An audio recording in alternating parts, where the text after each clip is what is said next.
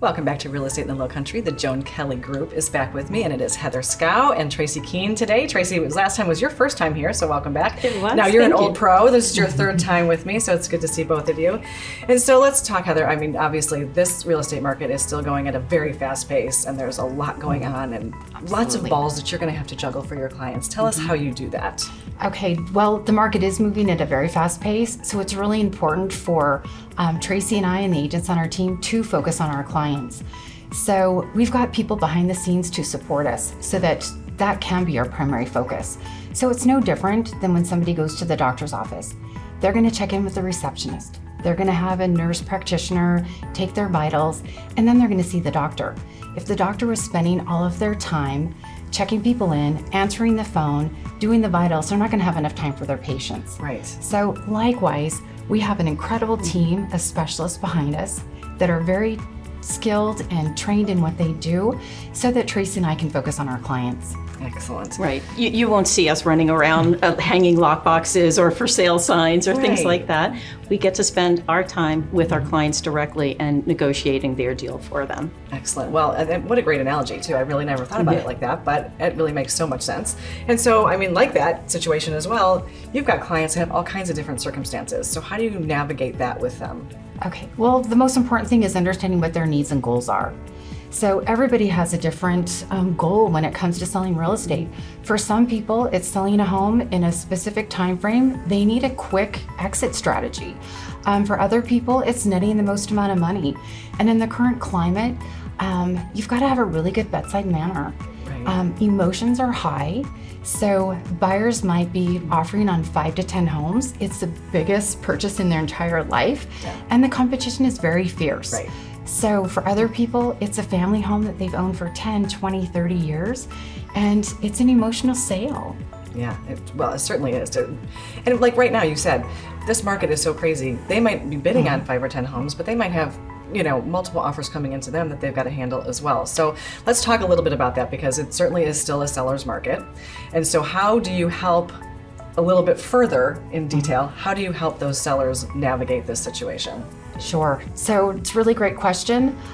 So for a lot of our sellers, the most important thing for them is netting the most amount of money. Right. So our team is going to really help them be able to do that. So we've got a team of specialists behind us, again, to help them every step of the way.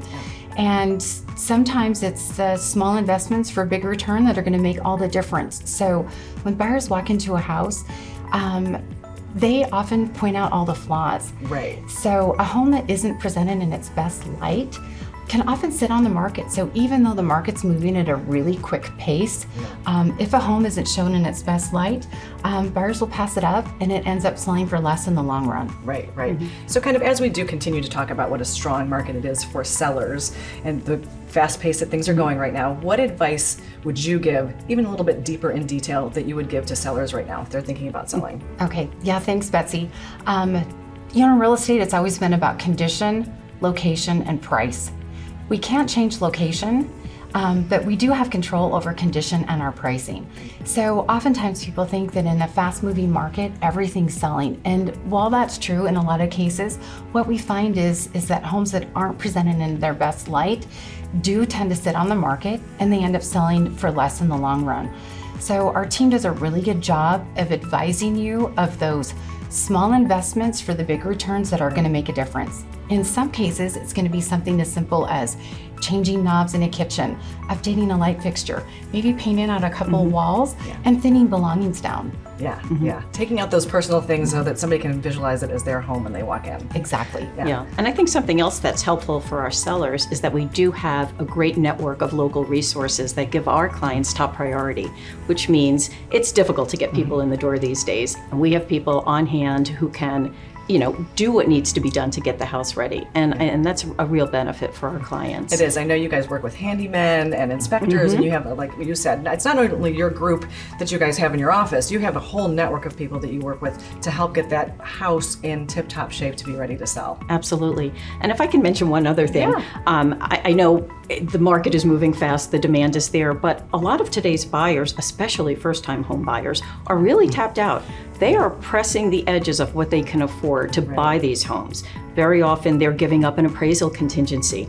So they don't have a lot of cash left to walk into that house after the fact and make improvements and repairs. So for them, even more important in today's market, when they're purchasing and paying top dollar, they want it to be in good condition. They want it to look good. Yes, yeah. absolutely. Excellent points, all of those ladies. Thank you so much for being here again. It was good to see you, and we'll see you again soon.